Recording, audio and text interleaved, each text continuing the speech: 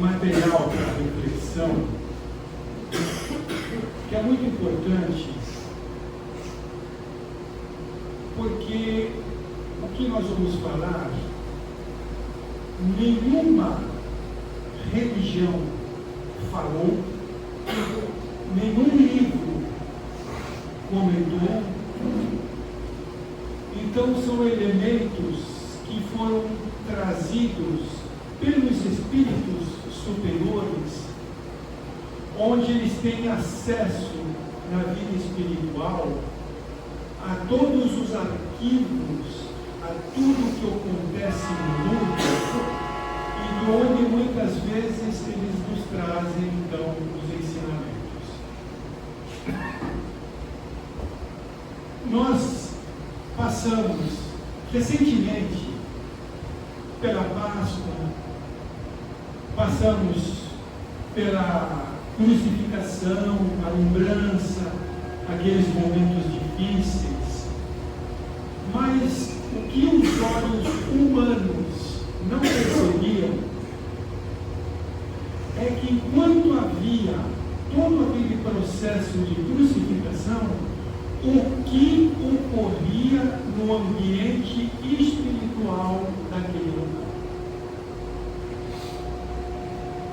Então, havia uma grande turba de espíritos, havia muitos soldados romanos, havia o pessoal dos doutores da lei, enfim, havia muitas pessoas que foram ver aquele espetáculo triste.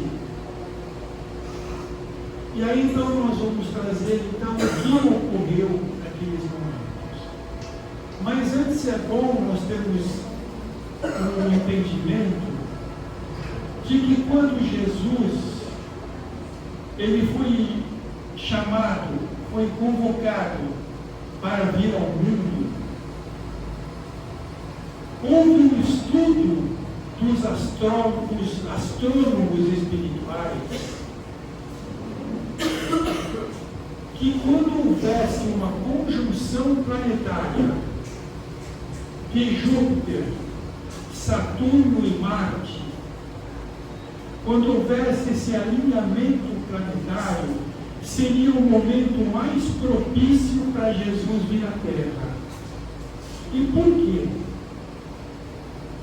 Porque quando havia essa conjunção, havia uma vibração maior no planeta, havia uma energia maior que circundava o planeta, mas eram energias de paz, eram situações mais sensíveis, mais calmas, e propiciavam às pessoas até um comportamento mais fraterno entre todas.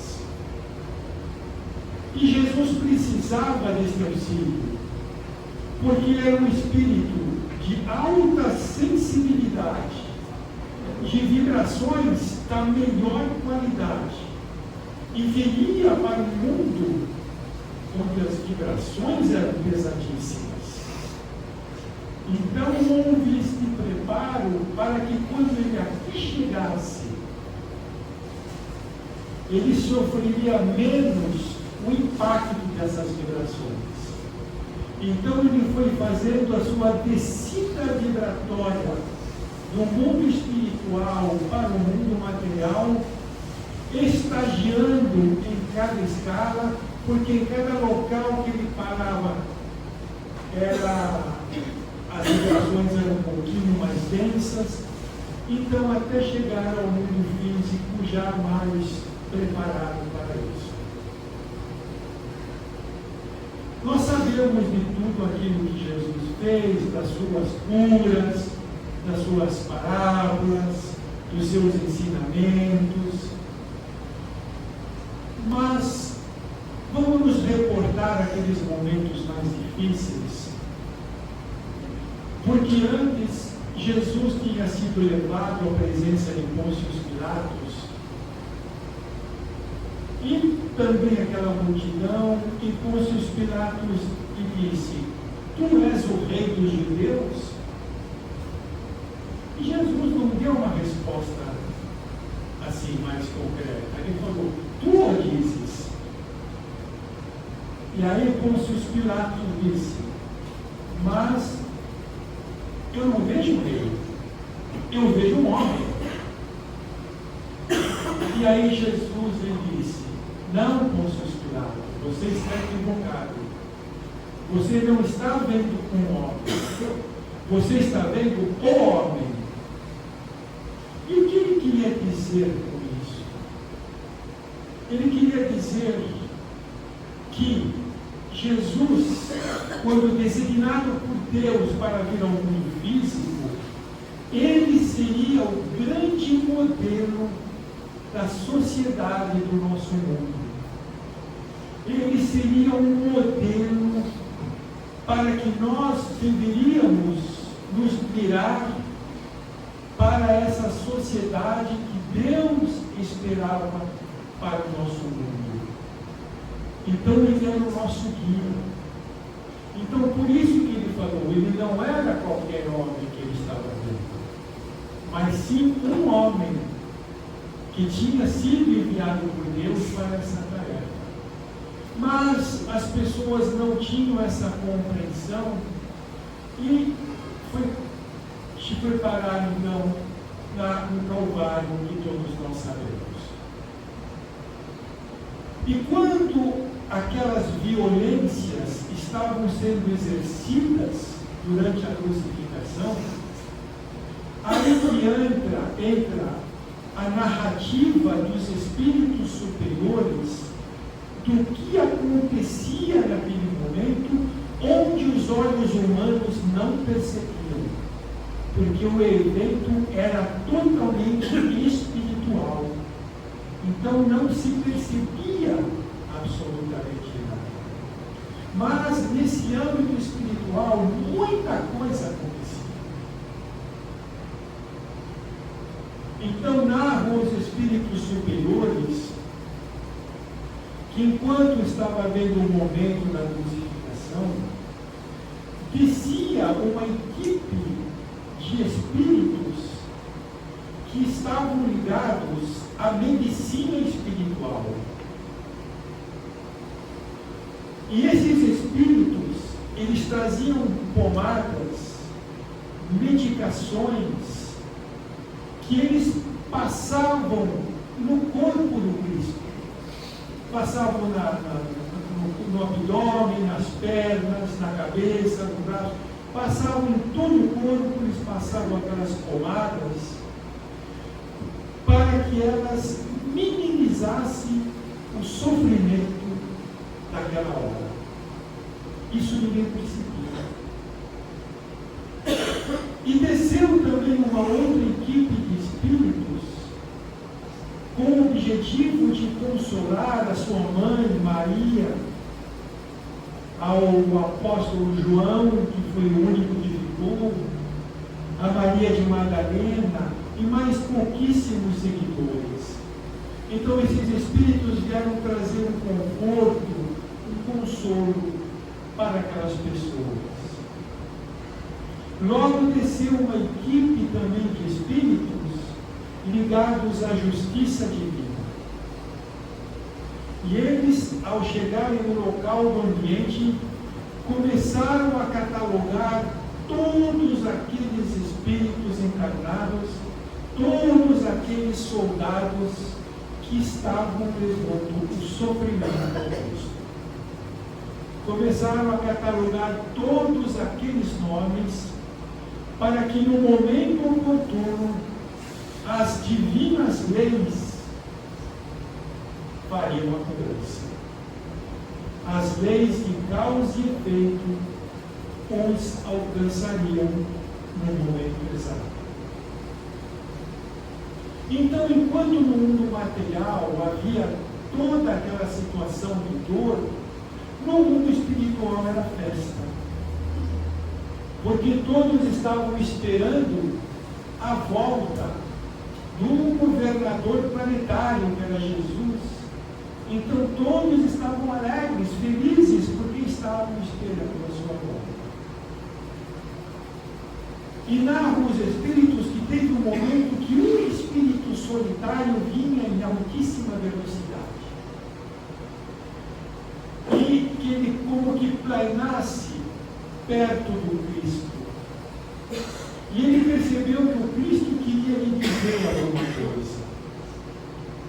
E ele encosta os seus ouvidos perto da boca do Cristo, e o Cristo lhe disse: vai cuidar de Judas, porque Judas acabou de suicidar-se.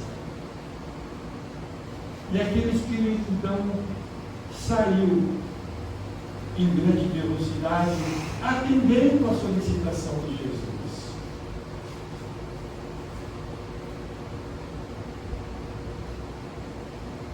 Naquele momento,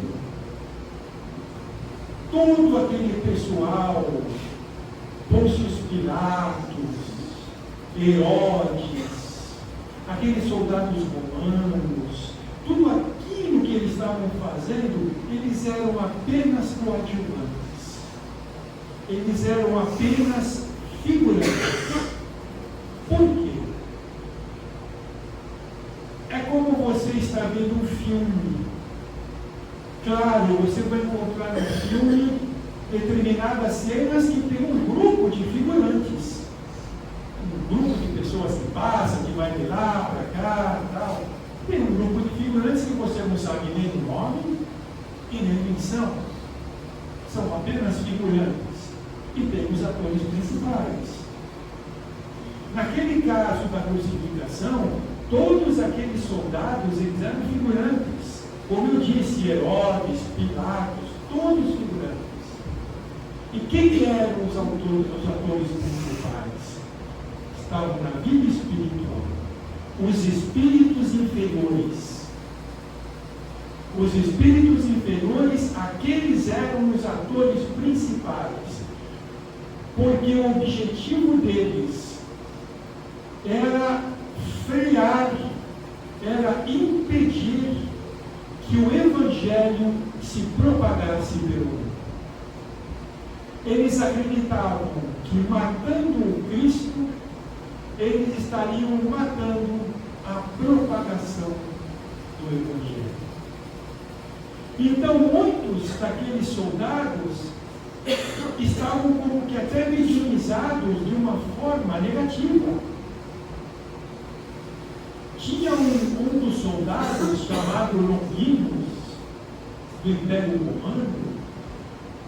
Chega um momento que ele vai até próximo do Cristo e começa a falar umas palavras que não era comum aos soldados daquela época. Ele começa a falar coisas que nenhum soldado falava naqueles momentos, porque ele estava mediunizado por obsessores espirituais. Então ele chega próximo do Cristo e diz: tu és o rei, salva-te a ti mesmo. E transpassa uma espada no peito do Cristo.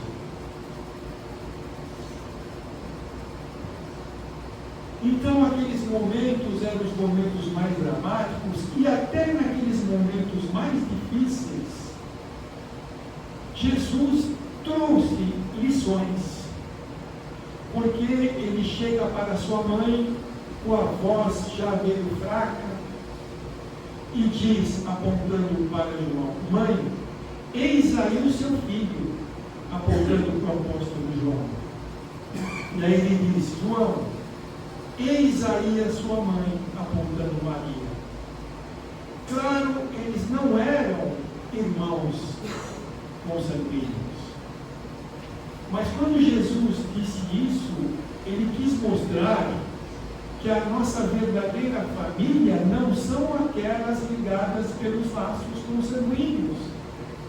Não são aquelas que estão habitando no mesmo lar. Porque, na realidade, as que habitam no mesmo lar, na maioria das vezes, são espíritos devedores uns para com os outros. na maioria das vezes, são espíritos em resgate. São espíritos que precisam dessa aproximação para reconstruir situações que foram destruídas no passado. Então, quando Jesus falou, eis aí teu filho e tua mãe, ele queria mostrar que a verdadeira família é a família universal. É a família espiritual.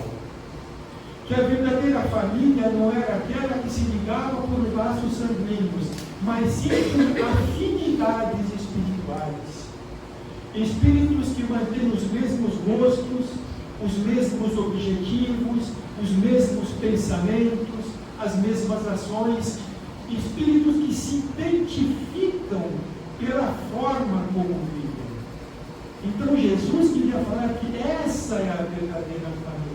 E dentro disso, nós temos inúmeros familiares na vida espiritual, não digo nossos entes queridos que desencarnaram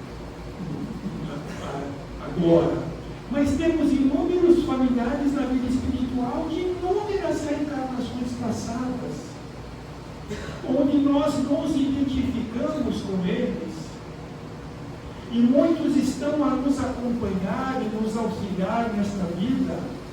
Às vezes trocamos de posições, às vezes nós estamos na vida espiritual e estamos auxiliando eles quando eles estão encarnados. Então temos famílias grandes. Então isso que Jesus queria dizer com relação a João e Maria. Tanto que Jesus, quando foi ensinar a oração aos seus discípulos, ele não disse: o meu Pai que está nos céus, o teu Pai que está nos céus. Não. Nosso Pai, Pai nosso que está nos céus. Quando ele queria nessa ênfase, Pai nosso, mostrando que todos somos irmãos espirituais, onde deveríamos, pelo menos, viver em mais fraternidade, que não é o que ocorre, infelizmente. E no fim, ainda Jesus dá uma outra lição, quando ele diz aquela frase conhecida: Pai, perdoai-os, eles não sabem o que fazem.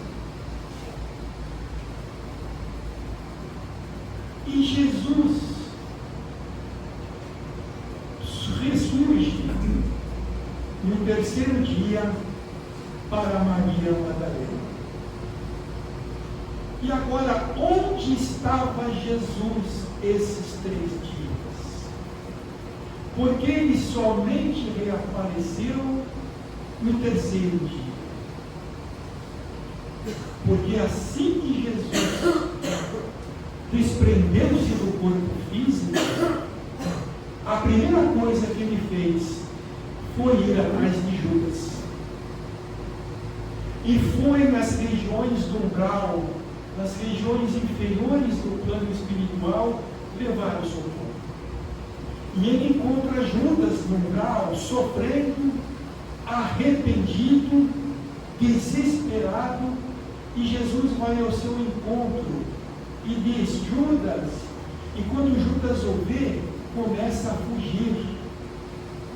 E Jesus fala: não precisa fugir, eu não vim te julgar, eu vim te auxiliar. E Judas gritava: eu não mereço auxílio, eu não mereço socorro, eu mereço sim sofrer por tudo que eu fiz. Mas mesmo assim, Jesus continuou a seguir, e Judas corria, e Jesus quase ao seu encalço, e Jesus, envolvendo Judas na sua vibração amorosa, faz com que Judas como que se desmaiasse. E ele pega Judas no colo e segue para o plano espiritual. Ele segue, e naqueles 3 dias ele ficou um tempo integral cuidando de Judas. Claro que Judas depois teria que passar sim, pelas ações corretivas das leis de Deus. A traição, o suicídio. Ele tinha que arcar com essas responsabilidades e assim ele fez depois. E dizem os Espíritos que quando nós aqui, no sábado de Aleluia, né, eu não sei se ainda acontece, mas quando tinha aquela avaliação de Judas, quando isso ocorria, Judas sofria no mundo espiritual, porque havia uma vibração coletiva contrária a Judas.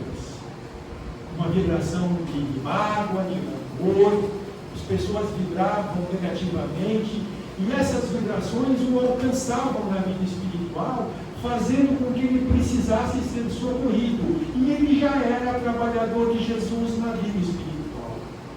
Ele já tinha passado pelas provações difíceis, já estava trabalhando mais consciente com Jesus, estava sendo um cooperador de Jesus, mas ele ainda sofria esse tipo de coisa. Até que aos poucos ele conseguiu minimizar e equilibrar toda aquela situação.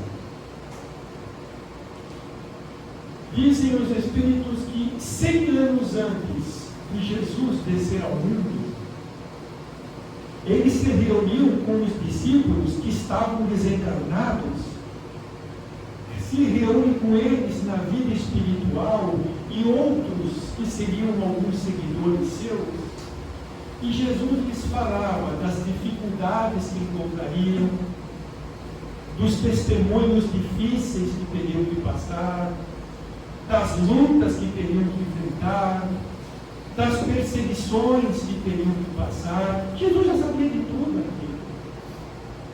Então Jesus nos alertava e de repente um daqueles espíritos levantou-se e falou: Senhor, eu prometo ser o teu maior servidor.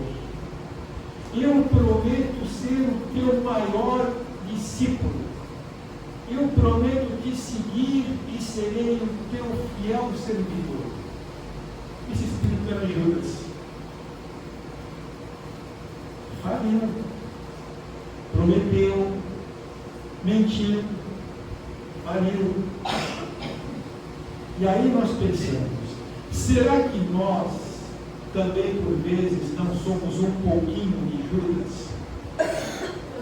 Porque na vida espiritual, antes de reencarnar, e nós sabendo da necessidade que temos de reencarnar, porque nós precisamos das reencarnações para progredir, nós precisamos das reencarnações, porque se eu tenho algum débito aqui no mundo muito grave, eu não progrido se eu não voltar numa reencarnação para reparar aquele débito.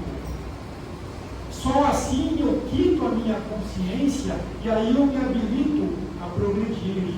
Então, quantas vezes nós, necessitando dessa nova reencarnação para o nosso progresso, não prometemos também virmos como pessoas melhores? Quantos não nos prometemos encontrar antigos desafetos para a reconciliação? Quantos de nós prometemos ser um seguidor de Jesus na vida? Quantas promessas nós fizemos? E aqui a gente chega. E eis-nos falindo com as mesmas pessoas, tropeçando nos mesmos buracos, falindo. Mentimos também quando prometemos muitas coisas. Então, nós temos aquele hábito de julgar Judas, e nós fizemos algo muito parecido. E teve um momento, passado algum tempo, que Jesus, junto com o anjo Ismael, que é o governador espiritual do Brasil, e mais alguns espíritos superiores, vieram até em cima do Brasil, vieram em cima do nosso país. E Jesus disse para todos aqueles espíritos que vieram com ele, a sua corte só espíritos superiores, Jesus disse: é naquele país do cruzeiro, ele ainda falava assim, onde o meu evangelho será implantado. É no meu país de coração onde o evangelho vai resplandecer em todo o mundo. Ele se referia ao Brasil. E quando ele estava na vida espiritual, Jesus começa a dar funções a alguns espíritos. Então Judas, que já estava recuperado, já um cooperador, Jesus o chama e diz: Judas, você vai reencarnar. Só que você precisa passar por alguns aprendizados.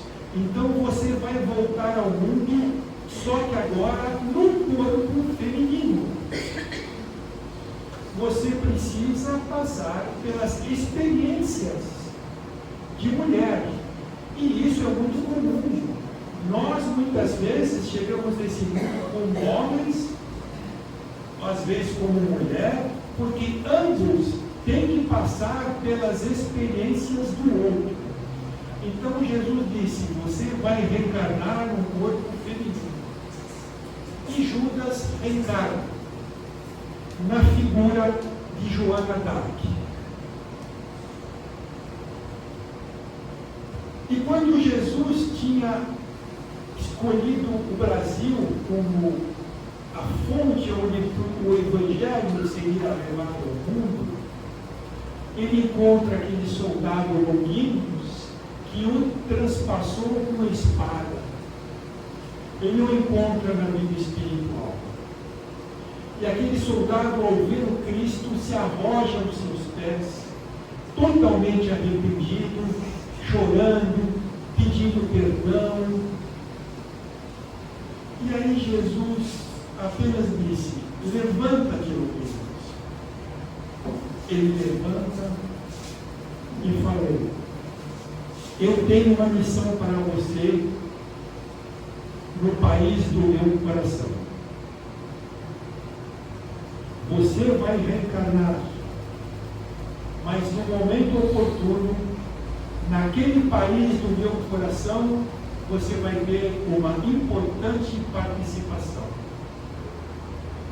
E aquele soldado que o transpassou com a espada reencarna como Dom Pedro II. E o Chico Xavier, nas rodinhas que tinha com os amigos, ele sempre trazia alguns relatos do plano espiritual. Ele trazia algumas colocações que o Espírito Emmanuel lhe trazia. E o Chico certa vez disse: olha, mais ou menos em 2050, Dom Pedro II, reencarnado, será o novo presidente do Brasil. Por volta de 2050, mais ou menos, será o novo presidente do Brasil, o Dom Pedro II. Então, a gente vê que aquelas situações de dor, havia no âmbito espiritual uma outra conotação. De Jesus não havia nenhuma revolta, nenhuma reprimenda com aqueles que o feriram, mas pelo contrário, ele acolheu a todos, socorreu a todos e delegou funções muito importantes, não só no mundo, como também aqui no nosso país. E aí nós vamos pensando na lição da cruz. Quando você olha a cruz pela frente, ela não é nada agradável. Porque o que você vê na hora? Dor, sofrimento, abandono, violência, truculência, escárnio. Ela não tem uma visão agradável para a gente. Mas quando você olha a cruz pelo lado de trás, você tem uma outra imagem. A vitória da vida sobre a morte. A espiritualização. Os caminhos abertos para a nossa renovação espiritual. A resiliência. O amor que a todos nós foi trazido. E a vitória de Jesus. Porque quando ele dizia, quando os espíritos inferiores queriam matá-lo para impedir a propagação do Evangelho, então aquela parte de trás da cruz traz a mensagem: eu venci o mundo. Estou vivo e o Evangelho implantado. E quando Maria Madalena foi ver o corpo de Cristo no sepulcro naquele terceiro dia, ela não o encontrou naquele momento e ela estava apreensiva, pensando o que poderia ter acontecido, quando ela ouve uma voz atrás dela: Maria. E quando ela vira-se, ela vê o Cristo na frente dela, em espírito, só que naquele momento materializado, na qual ela pudesse ver, materializado. E ela ficou num estado emocional muito grande, teve ímpetos de abraçá-lo. Ele falou: não me toques, porque ainda não fui ao meu pai. Mas antes de ir, eu apenas vim aqui para te falar que a morte não existe, que a vida ela se estende em todos os pontos do universo e que não existe morte em nenhum local do universo, mas sim vida plena. E ainda lhe disse: e eu estarei convosco até o final dos tempos.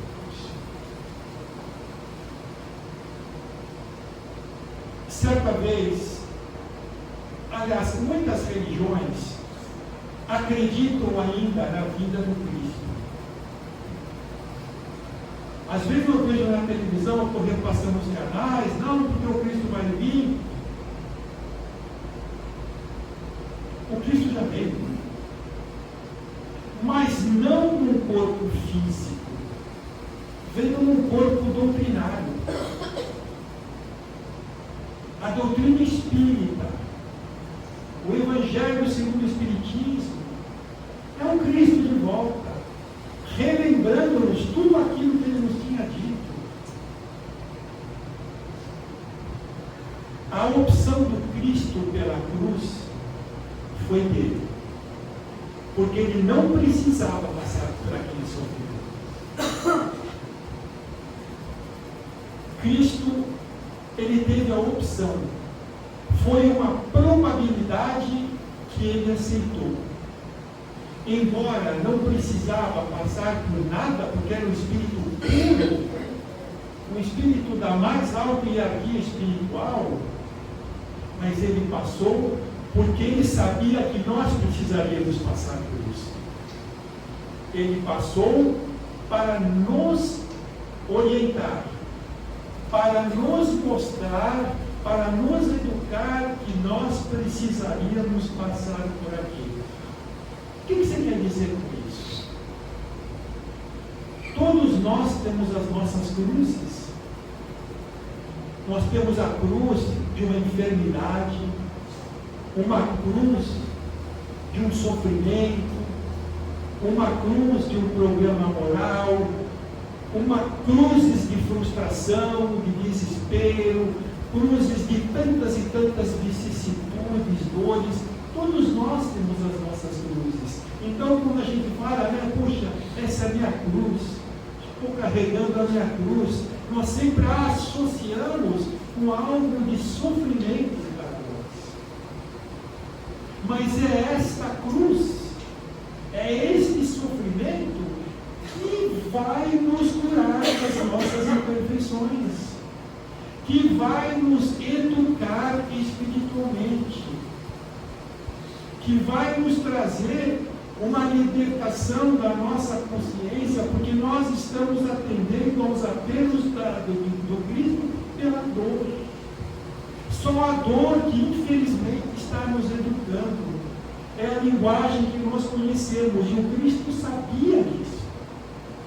Então ele quis passar para mostrar que o sofrimento, aceito com resignação, que nós teríamos que passar, não como ele passou, mas do sofrimento inerente a cada um de nós, é as mesmas cruzes que nós trazemos.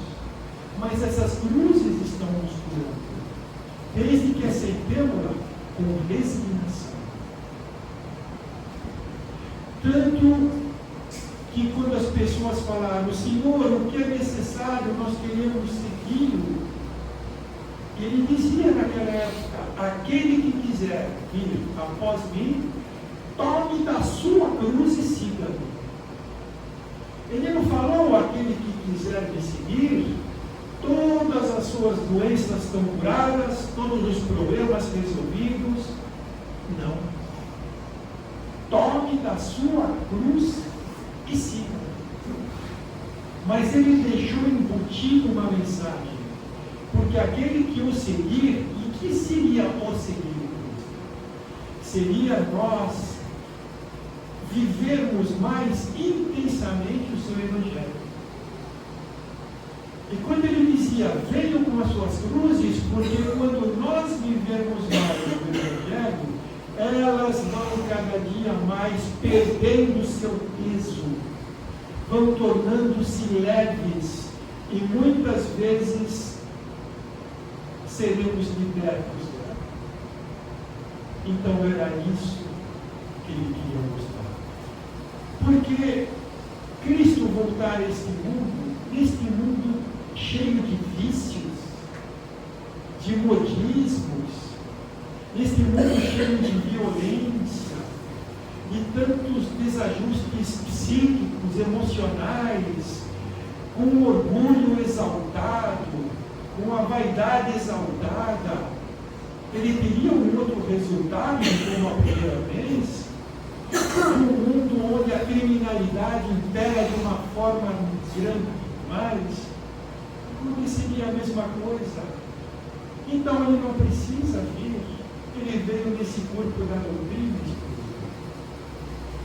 Porque quando antes dele reencarnar, ele disse aos espíritos, eu quero passar tudo o que um encarnado passa.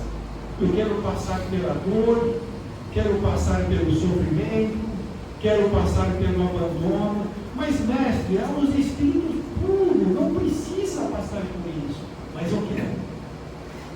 Quero passar pelo escárnio, quero passar pelas violências, mas mestre, não precisa, mas eu quero. Mas por que queres? Porque eu sou o Consolador prometido. E se eu não passar pelas dores que o humano passa, como eu vou consolar?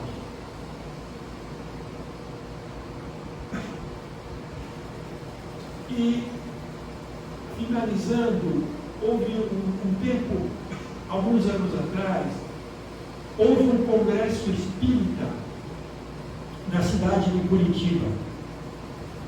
E havia muitos confrades da doutrina espírita, muitos palestrantes, havia muitos trabalhadores, e era aberto ao público também, porque tinha inúmeras palestras. Mas todos aqueles, naquela semana, todo mundo sentiu um ambiente diferente. E todo mundo comentava um com o outro que parece que o céu estava mais bonito à noite, onde havia um brilho maior das estrelas, e elas pareciam até ter um tamanho maior. Eles percebiam, principalmente pela manhã, o cantar dos pássaros. Era muito mais alegre, era muito mais intenso. ele percebia até as plantas, as flores, elas traziam uma tonalidade diferente, mais bonita, e perceberam que, independente, não só dentro daquele local de reunião, nas imediações, na cidade, que as pessoas pareciam mais fraternas umas com as outras. E todos comentavam essa mudança drástica, para melhor, é claro, mas essa mudança drástica que havia acontecido. E no último dia do congresso, pelos meios da mediunidade, a última palavra do congresso, a entidade espiritual diz às pessoas que todos provavelmente tinham percebido uma sensível mudança em todo o panorama. E que aquilo não estava ocorrendo só na cidade de Curitiba, mas ocorria a nível mundial. E aquela entidade espiritual disse: o motivo pelas quais todos perceberam uma mudança muito positiva é que nesses dias o Cristo se aproximou do planeta. Então, eu agradeço a todos vocês pela atenção, muito obrigado, e que Jesus nos abençoe.